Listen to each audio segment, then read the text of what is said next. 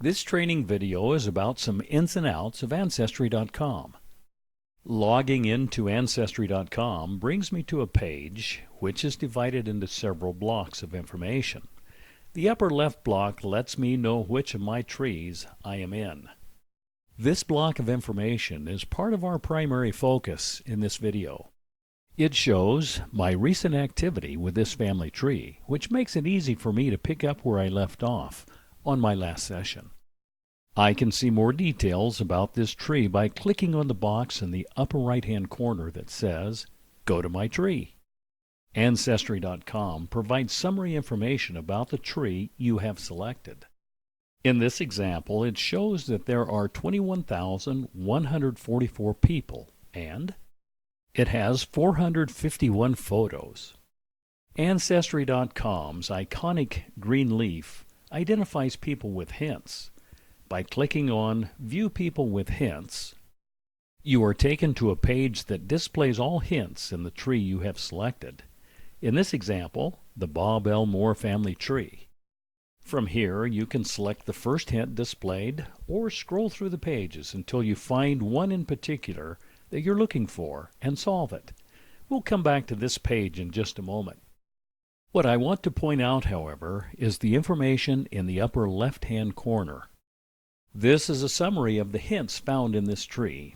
As you can see, there are a total of 172,858 hints.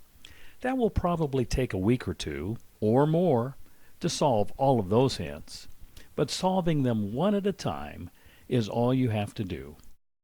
It also shows in this example that there are 134,349 records that may be of great help to you in identifying ancestral information and provide sources for verifying that information. There are also 20,062 photographs that may be of tremendous significance as you discover, gather, and connect your ancestral family. What is interesting, too, are the number of stories available to you as you learn about your ancestors.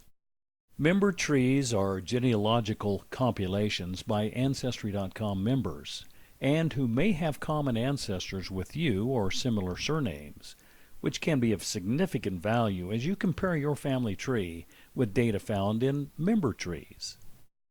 Going back to the All Hints page, you can see that the first three hints are for Bethiah Winslow, born in 1749 and died in 1825, and Bethiah Strong, born 1749 and died 15 March 1825, and a Bethiah Clapp with no birth or death information, but this hint shows a marriage date of 21 May 1812.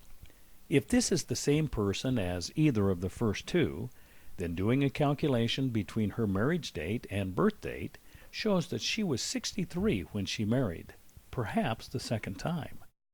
I like keeping three programs open on my screen at the same time: Ancestry.com, Family Search, and Find a Grave. I find that using these three programs, I can solve a lot of questions that come up during my research. I'm going to open the Find a Grave program to see if it helps at all in identifying Bethiah's maiden name and married names. I typed in Bethiah Winslow and the search showed no results. So I typed in Bethiah Strong and her birth year of 1749 and her death year as 1825 and clicked the search button. Yes! The search returned one matching record. The record is for Bethiah Clapp Winslow Strong. The name Winslow is italicized, suggesting that Winslow is the maiden name. It shows the birth date as 2 February 1749 and the death date as 15 March 1825. Clicking on the name Bethiah Clapp Winslow Strong takes you to a more detailed page of this particular individual. The birth year matched what I already had, and this record provides the day and month. The name Winslow is italicized, suggesting that this is her maiden name. Back on the All Hints page in Ancestry.com, it showed one of the hints for Bethiah with her last name as Clapp, and that her spouse's name is Elnathan Strong, and that she married him on 21 May 1812, when she was 63 years old. I think I'm figuring this out now with the help of Find a Grave. It looks like Bethiah was born Bethiah Winslow and married a man by the name of Clapp. Looking further down on the screen, I see that Bethiah was married to Increase Clapp, who died in 1801, and that they had 3 children, Benjamin Clapp, Increase Clapp, and John Clapp. I've also discovered that 11 years after the death of Bethiah's first husband, Increase Clapp, when she was 63 years old, married Elnathan Strong, hence the names Bethiah Clapp Winslow Strong. Scrolling to the bottom of the screen in Find a Grave, you'll find Source Citation.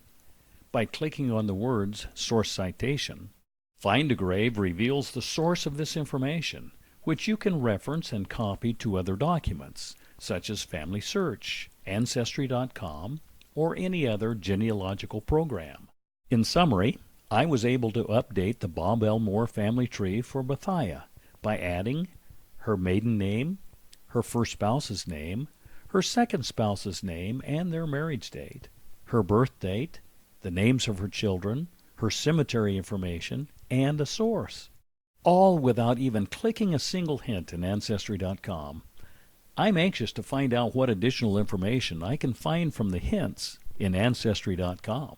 The way to check the hints in Ancestry.com is to click the review button on each of the hints.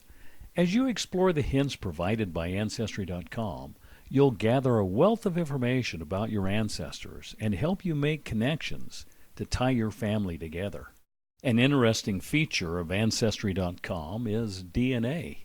It seems everyone is curious about the results that such tests show.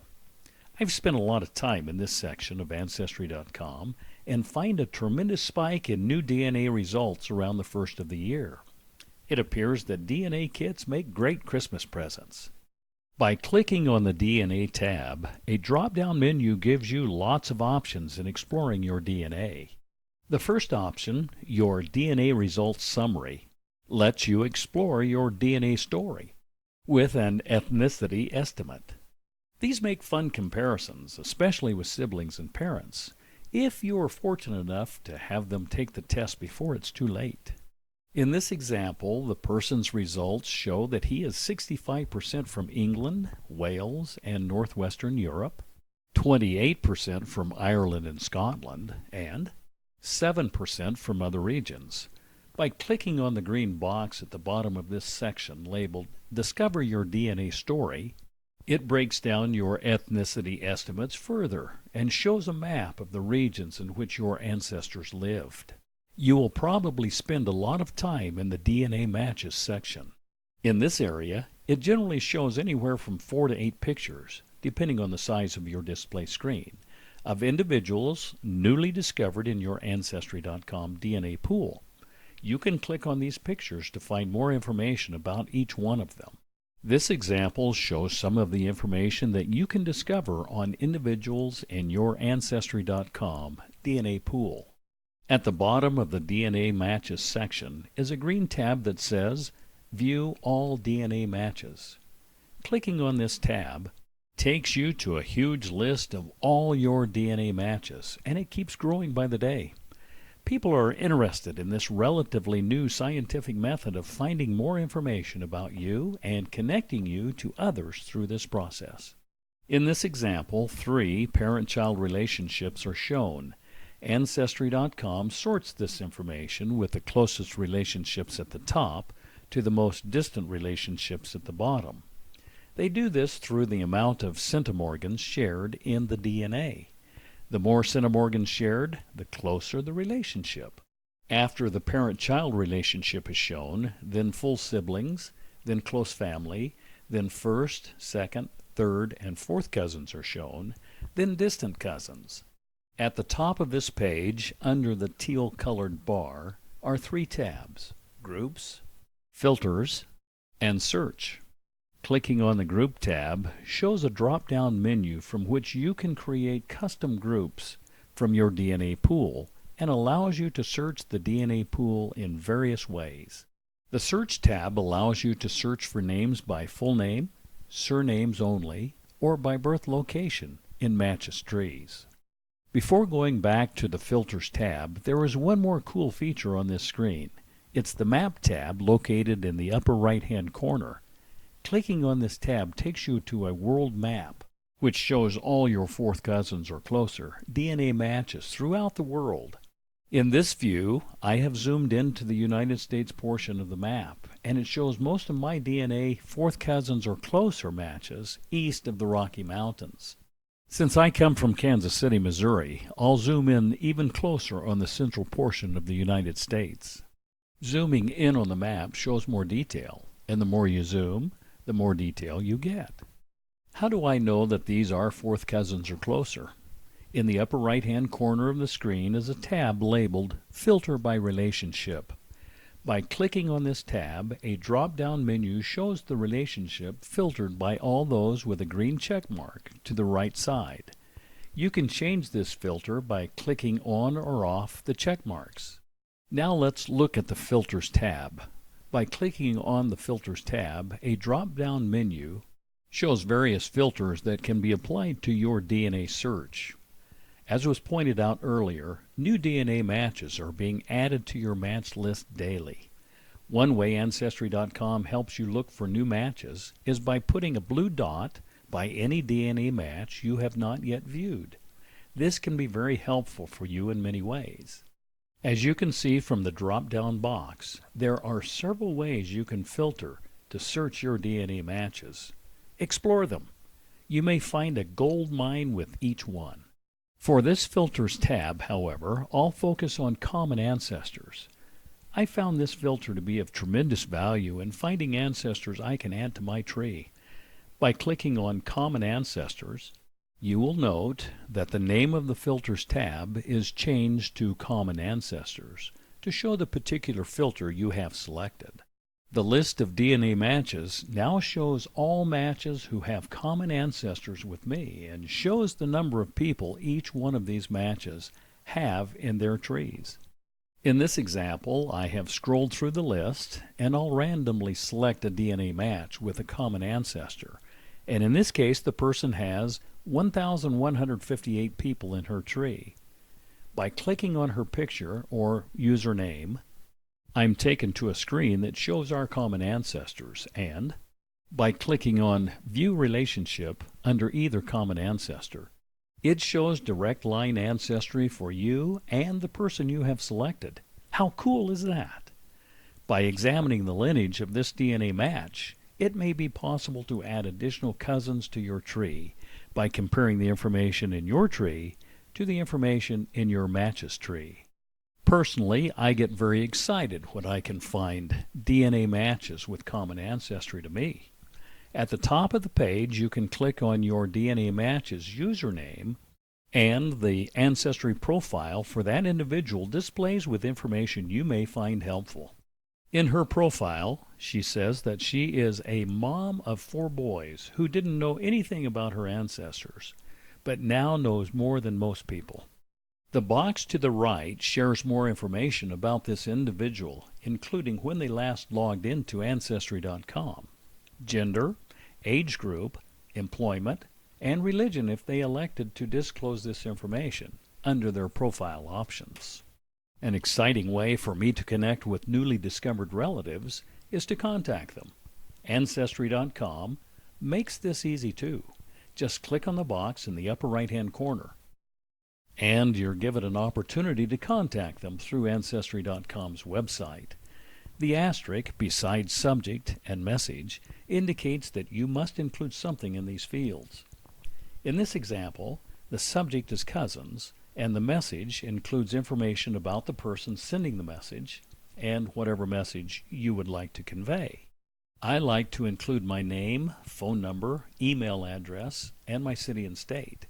This allows the person to contact me by phone or by email outside the Ancestry.com website.